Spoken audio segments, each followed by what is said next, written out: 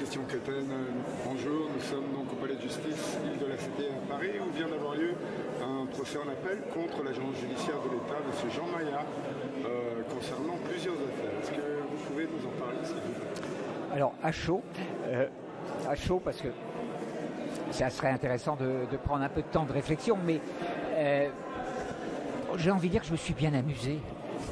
Ce sont des dossiers terrifiants, ce sont des dossiers poubelles que nous avons mis sur la table, que ce soit le dossier de Thierry Cabil, le dossier de Christian Bazano, ou encore le mien qui est relié au dossier d'un ami qui est décédé maintenant, Dominique Dubuis, qui est représenté... c'est des dossiers qui ont 20 ans. Dominique Dubuis est représenté par sa veuve Jacqueline Dubuis, qui était donc aussi partie civile. Nous travaillons effectivement sur un certain nombre de poubelles d'État qui ont tout un point commun, c'est le fait que la seule loi qui soit appliquée pour traiter ces dossiers, c'est la loi de l'Omerta. Et ce que nous avons dénoncé aujourd'hui, c'est la loi de l'Omerta, et un des acteurs de cette loi, un des applicateurs, un des utilisateurs, un certain Jean Maillat qui se trouvait entre 2013 et 2017 être agent judiciaire de l'État, directeur des affaires juridiques des ministères de l'économie et des finances, et qui aujourd'hui est secrétaire général du Conseil constitutionnel. Vous estimez que c'est une promotion? Je ne suis pas sûr. Je ne sais pas. En réalité, je ne sais pas. Ce que j'observe, ce que je note, comme ça, très, très rapidement, c'est qu'en fait, nous avons assisté, c'est ce que j'ai dit d'ailleurs à la présidente et aux deux conseillers qui ont écouté cela à la fin, nous avons assisté à une énième démonstration de comment se pratique et s'utilise la loi de l'Omerta dans ce pays. Alors, démonstration un peu ratée en fait, parce que quand même, nous avons réussi à soulever pas mal de couvercles. Et nous avons réussi à raconter beaucoup de choses, et notamment tout le dossier Cabil, sur lequel on a plus particulièrement insisté. Mais Christian Bazano aussi a fait une excellente intervention à la fin pour expliquer son dossier, qui est en résumé un dossier de blanchiment d'argent à l'échelle internationale, 22 milliards de dollars, plusieurs morts dans le dossier, des usurpations d'identité, des utilisations frauduleuses d'identité, dont celle de Christian Bazano. Cette utilisation frauduleuse a permis la circulation de 8 milliards de dollars. C'est rien. Bon, après la première guerre du Golfe, après la première invasion de l'Irak, la guerre au Koweït. Bref, c'est un dossier qui est un polar, le dossier de Christian Bazano. On le retrouve sur Internet sous le nom de Koweït Gate. Ça vaut la peine d'aller regarder. Il y a une émission de Julien Courbet, il y a quantité d'articles. Nous avons évidemment parlé du dossier de l'ordre du Temple solaire et de quantité d'autres dossiers annexes qui tournent autour, sur lesquels moi j'ai beaucoup travaillé depuis 20 ans. Et puis, le dossier de Thierry.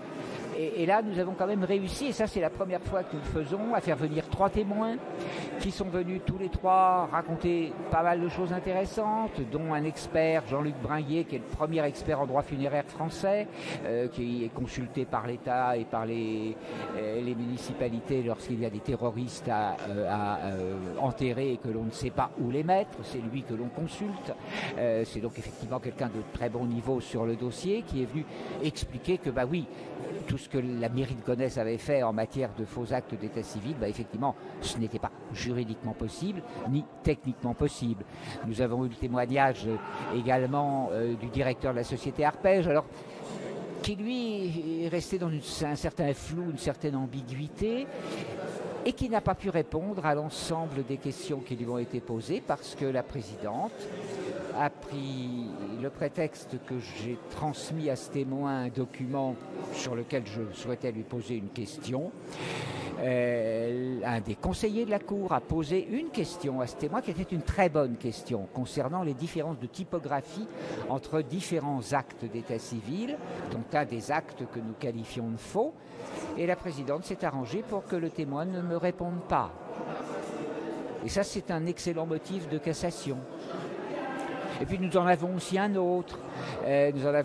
Puisque au démarrage de la séquence, de l'audience, la Cour a refusé que Maître Dominique Kounkou soit plaide, alors qu'il vient d'être embauché comme avocat salarié par le cabinet de Maître Fortabal Abattu, et que donc juridiquement on ne peut pas l'empêcher fondamentalement de plaider, sauf qu'il faut que cette récente embauche, puisque le cabinet de Dominique malheureusement fait l'objet d'une liquidation, en attendant de pouvoir se retrouver in bonis dans son cabinet, ce qui ne doit pas tarder, il est devenu salarié du cabinet d'un confrère. Mais il faut que tout ceci passe par le bâtonnier, le Conseil de l'ordre. Alors ça va être validé d'ici 8 jours, d'ici 15 jours, ça ne l'était pas aujourd'hui. Mais du coup, on l'empêche de plaider. Et si dans 15 jours, il retrouve pleinement le droit en question, dans la mesure où Maître Fortabal abattu avait aimablement demandé à la Cour aujourd'hui de faire un renvoi compte tenu de cette situation particulière de Maître Kounkou qui était bien décidé à être entendu comme avocat et non pas comme partie civile, du coup nous avons là aussi un deuxième motif de cassation. Donc on a de quoi s'amuser dans la suite du dossier. Sachant qu'effectivement, la défense de M. Maillat, enfin, ou de son avocat, que je trouve devenir de plus en plus désagréable et agressif à mon égard. C'est pas bon la bile, c'est pas très bon la bile.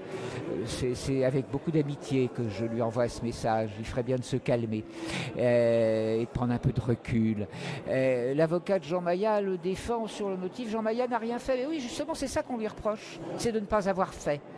Et comme l'a dit en tant que partie civile le juge Jacques Bidalou, que l'on cherche sur Internet, qui est Jacques Bidalou, c'est un grand personnage de l'institution judiciaire française. Il était là avec nous en soutien de l'affaire avec Christian Bazano. Et Jacques Bidalou, qui est un monsieur que je respecte beaucoup, qui s'est beaucoup bataillé avec les gangsters de l'institution judiciaire. Je crois que c'est lui qui utilise ce genre de mots, sinon c'est moi, peu importe.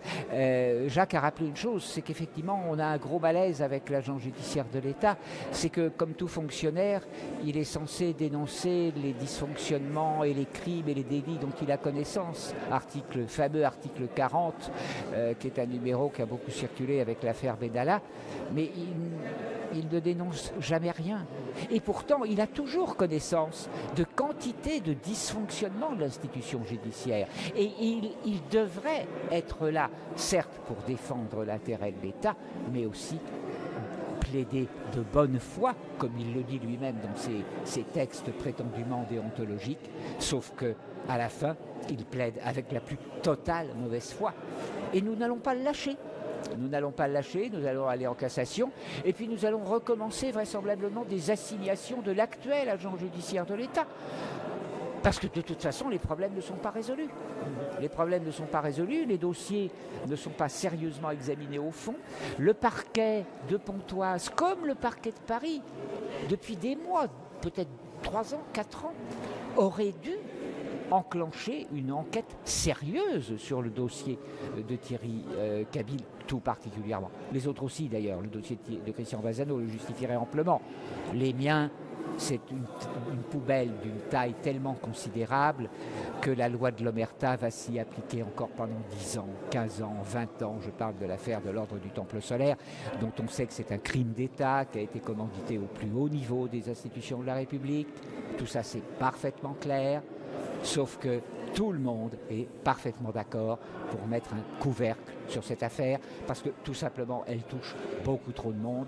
Donc ça, c'est une affaire qu'on ressortira en tant qu'archive historique dans 15 ans, dans 20 ans, je ne me fais aucune illusion. Par contre, l'affaire de Christian Bazano, on peut la faire sortir autrement, plus vite. Celle de Thierry Cabil aussi, quand je dis sortir, oui, c'est la mettre sur la place publique et puis obtenir un vrai travail judiciaire qui n'a jamais été fait. Là, les choses sont en train d'évoluer de manière intéressante parce que nous apportons des éléments de preuve sur les faux en écriture publique, tels que le maire de Gonesse lui-même est obligé de reconnaître les faits.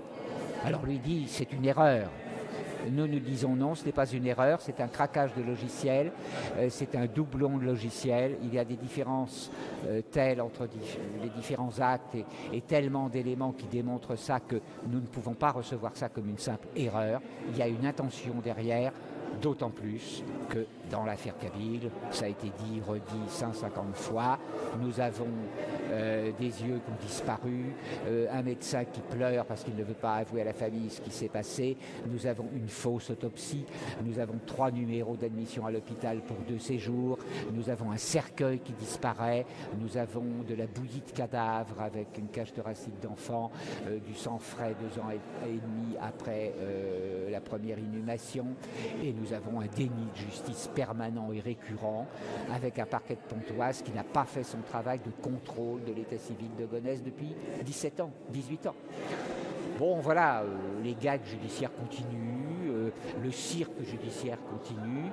Ce qui était très intéressant aujourd'hui, c'est que nous étions pas loin de 50 dans la salle, en soutien énergétique à Thierry Cabil, Dominique Counco, Philippe Fortabal-Abattu, Christian Cotten, Jacqueline Renaud-Dubuis et Christian Bazano. Et que ça, les juges, ils ne peuvent pas ne pas le sentir. Et énergétiquement, aujourd'hui, de toute façon, ils les ont perdus. Alors juridiquement, ils vont continuer à faire n'importe quoi. Ils vont continuer à confirmer le jugement de première instance. Mais la seule réponse que je peux leur faire, c'est un gigantesque éclat de rire parce qu'ils sont ridicules. Ils sont non crédibles. Et ridicules et non crédibles, ils sont en train de devenir illégitimes.